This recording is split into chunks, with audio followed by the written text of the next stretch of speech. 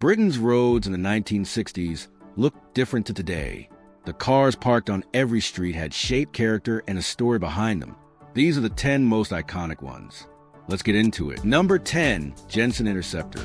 Most people haven't heard of Jensen, and that's a shame, because this was a West Midlands company building cars that could embarrass almost anything else on British roads at the time. The Interceptor arrived in 1966, and the moment you saw one, you didn't forget it. That long bonnet, that sweeping roofline, and that enormous wraparound rear window. Something you simply didn't see on British cars back then. It looked like it had arrived from somewhere slightly in the future. Under the bonnet was an American Chrysler V8. Big, torquey, and effortless. This wasn't a car you drove aggressively. You didn't need to. Power was just there, whenever you wanted it. It was hand-built, never produced in huge numbers, which meant if you saw one on the road, you remembered it. Jensen never quite got the recognition they deserved, but the Interceptor, that car earned every bit of admiration it received. Quietly, without making a fuss. Very British, in a way. Number 9, Aston Martin DB4. Before Bond, before the DB5 became famous the world over, there was the DB4.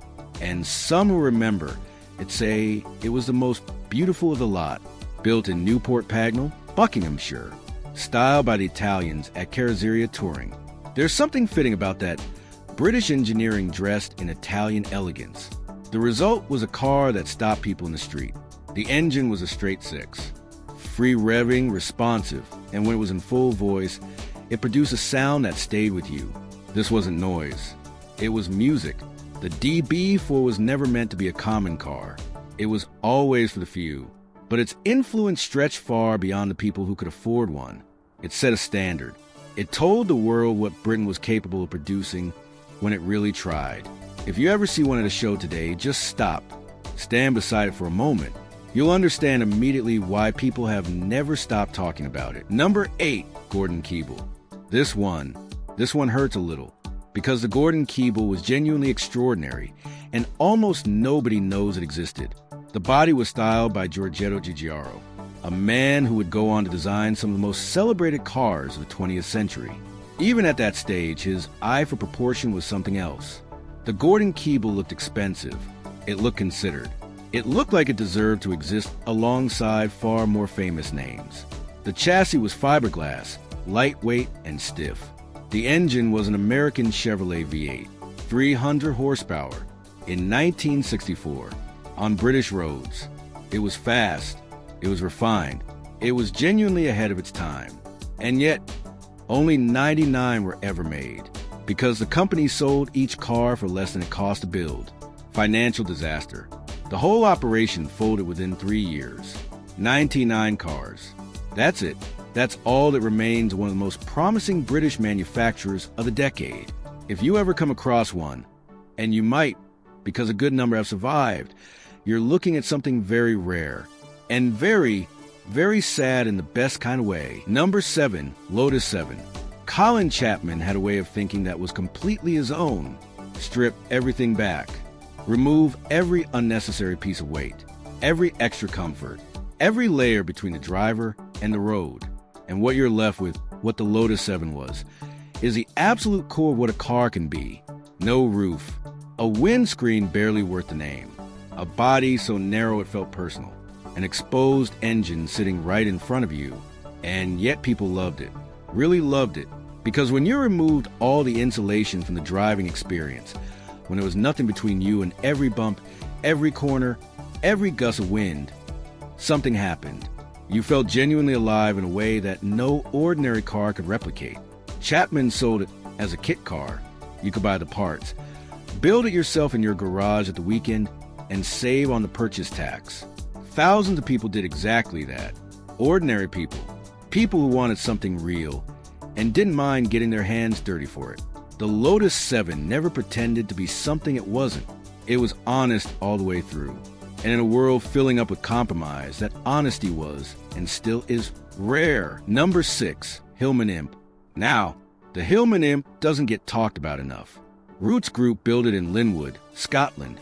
A brand new factory. Thousands of jobs, real ambition. This was Britain investing in itself. The Imp was their answer to the Mini. Rear engine, lightweight, and far more sophisticated under the skin than most people realized.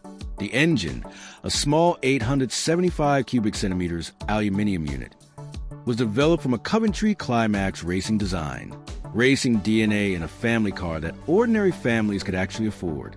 It had a tilting rear window instead of conventional boot, clever use of space, folding rear seats, thoughtful design throughout. Rally drivers picked up on it early. On the right road, in the right hands, the Imp was a proper handful in the best sense. Early cars had reliability problems. That reputation stuck, perhaps unfairly, because underneath all of that, the Imp was genuinely inventive. A car that tried something different, built by people who believed in it. You don't see them anymore. And when you do, at a rally in a museum, parked outside someone's house on a Sunday morning, there's something quietly moving about it. A reminder of what was attempted, what was almost achieved. Number 5, Mini Cooper S. If there's one car from this entire decade that felt like it belonged to everybody, it was the Mini Cooper S.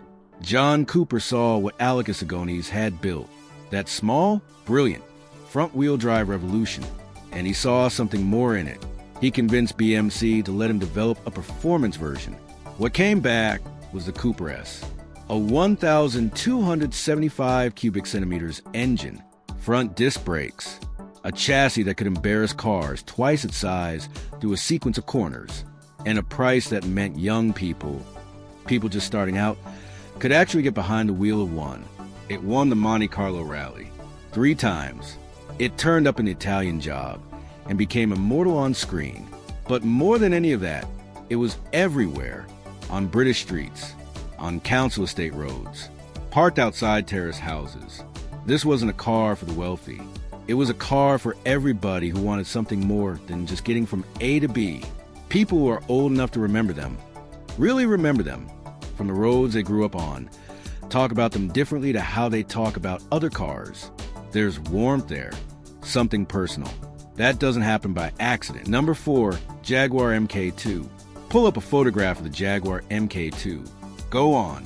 Just look at it for a moment. Those twin round headlights, the chrome grille, the roofline that somehow manages to look athletic and elegant at exactly the same time. Inside, walnut veneer, deep leather seats, proper gauges. The smell of a car that took its interior seriously at a time when most manufacturers were still fitting plastics and cutting corners. The 3.8-liter version was, at launch, car embedded itself into British life. It wasn't just for the wealthy. It wasn't just for the enthusiast. The MK2 had a presence that transcended all of that. You saw one and you felt something. Respect, maybe, or just simple admiration for a thing done properly. That feeling hasn't faded, not even slightly. Number 3, Rolls-Royce Silver Shadow. There are some cars that don't need to announce themselves. The Silver Shadow was one of those cars. When it arrived in 1965, it represented a genuine shift for Rolls-Royce. Out went the separate chassis. In came a modern monocoque body, self-leveling suspension, 4-wheel disc brakes, air conditioning as standard. This was Rolls-Royce acknowledging that the world had moved on, and moving with it, quietly and without fuss. The cabin was something close to silence. At motorway speed, the loudest sound was said to be the electric clock on the dashboard. Whether that was entirely true or not, it tells you everything about what Rolls-Royce was attempting to deliver. This became their best-selling model in history. Royalty owned them. Prime ministers were driven in them. They appeared on the streets of London like quiet statements of a certain kind of confidence. Britain, in the 1960s, still made the finest car in the world, and the Silver Shadow was the proof. Number 2, Austin Healey 3000. The Big Healey. That's what people called it. And that name tells you something. Because it wasn't just a name, it was an acknowledgement, a sign of respect. The Austin Healey 3000 was a proper sports car in a way that phrase really meant something. Long bonnet, low body, a 2.9-liter straight six that made a sound on a cold morning that you simply don't hear from anything built today. It was physical to drive. You worked with it. You felt the road. There was no electronic assistance smoothing everything out. Just you the steering wheel, and the road ahead. On rally stages, it was devastating.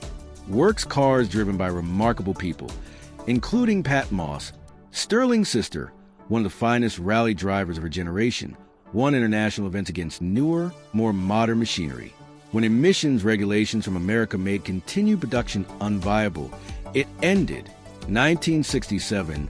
Just like that, Britain hasn't produced anything quite like it since. And the people who drove them, or who simply saw them on the roads growing up, have never forgotten the way they looked, the way they sounded, the way they made you feel something just watching them pass. Number 1, Triumph Spitfire. Here's the thing about the Spitfire. It wasn't the most expensive. It wasn't the fastest. It wasn't reserved for film stars or company directors or people with long driveways. It was for ordinary people who wanted something beautiful. And that is why it sits at the top of this list. Giovanni Michelotti designed the body, a man whose work appeared on some of the finest Italian cars of the era. And he gave the Spitfire genuine style, proper proportions, a long bonnet, low to the ground, a shape that made you look twice on any street in any town in Britain.